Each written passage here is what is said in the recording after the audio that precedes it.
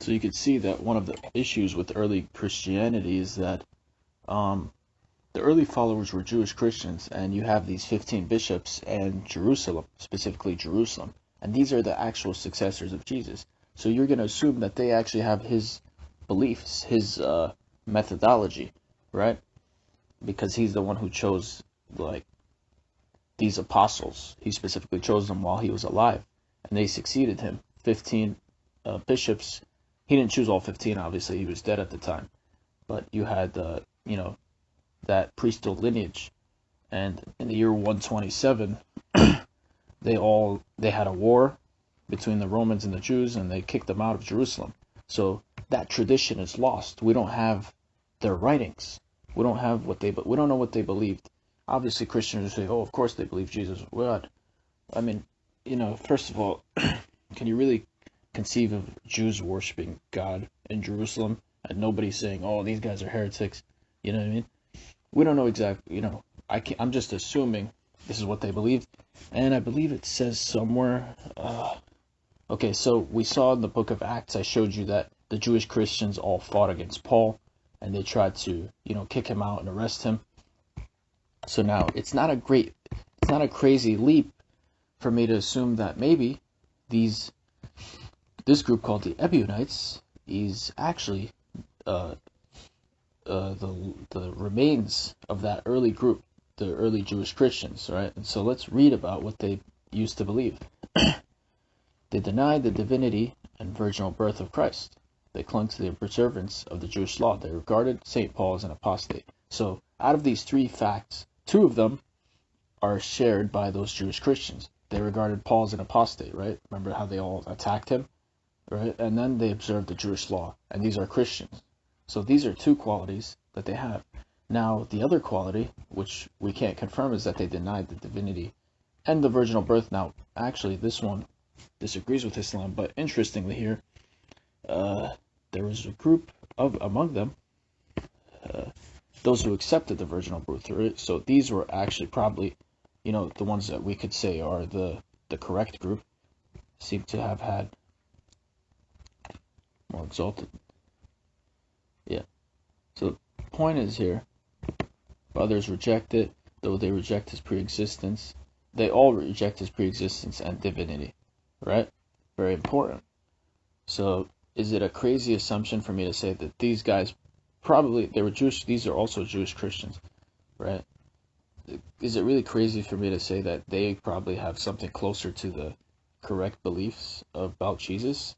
When we can see that they observed the Jewish law, regarded Paul as an apostate. That's the two qualities that we know they had, the Jewish Christians described in the book of Acts.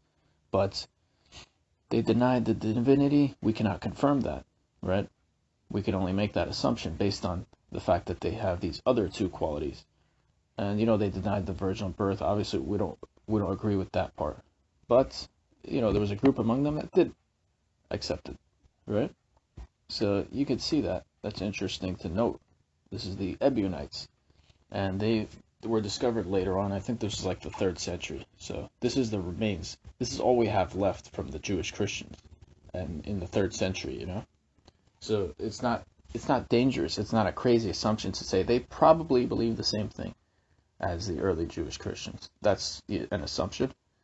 And a very famous historian in the United States, his name is Bar Ehrman. He writes a lot of books about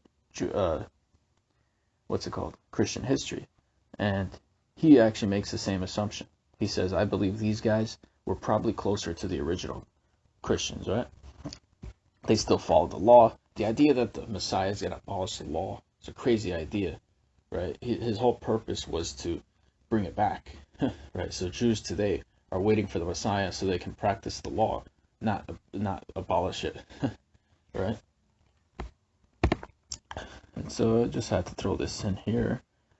And so St. Paul says, talk about the visions and revelations given to me by the Lord. So he never met Jesus, right? And we know that. That's in the New Testament.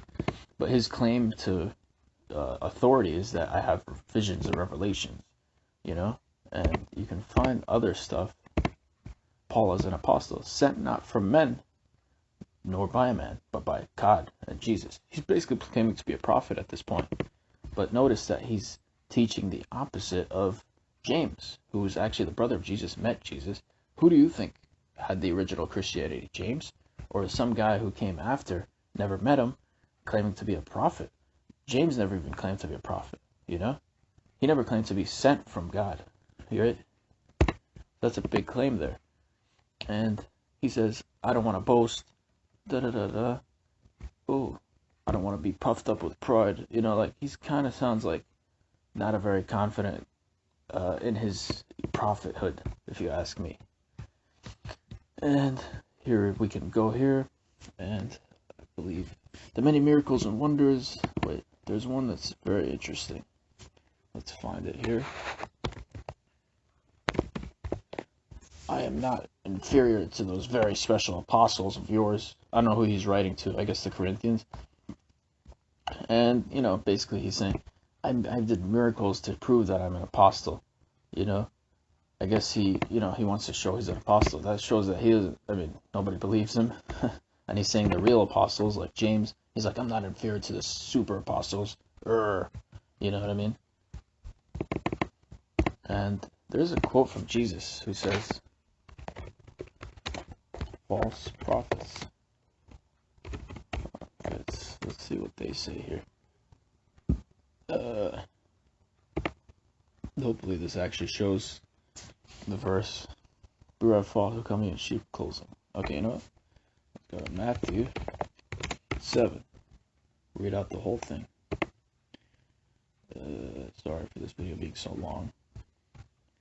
But here it's interesting. Watch out for these false prophets who come to you and they're inwardly wolves, right? Sheep's clothing. Now remember, even Paul admitted that I come in sheep clothing. I tell them, as a Jew, I become a Jew. You know what I mean?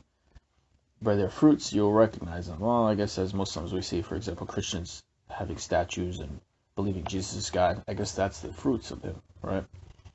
And you will see here, Lord will enter the kingdom of heaven. There's a really good one here. I don't know if it's here, but there's one verse where he says, oh, whoever does miracles in my name, don't believe him, and blah, blah, blah. Right? But anyways, as you can see here, he's clearly saying that he's against the law. It's very important, right? Very important distinction. You'll find that this is a pretty good article written about the topic. And you'll find right here, for example, he says, it is not by works, but by faith, right, that we are saved. And every Christian will show you that we're saved by faith, not by works, right? So it's not like I'm just making up my own doctrine. Now, the interesting part is now, I don't know if James really wrote this or one of his followers, but as you can see here, what's the profit of faith if you don't have works? Right, so obviously he's writing against his teachings, saying, oh, what do you mean works? What do you mean faith without works? Faith without works is dead, right? He's obviously writing against it. I don't know why Christians act like he wasn't. I think it's pretty obvious. I have works, shoot my figs. Maybe I used the wrong translation because it's kind of hard to understand this. Let me try to change it real quick. Let's check it out. Net. And we have this one. I think he says one letter of the law. If you fail even one commandment, then you have failed all of it, right? Oops. Commandment. Sorry about this. I should have more prepared. But there is one where he says if you even fail one commandment.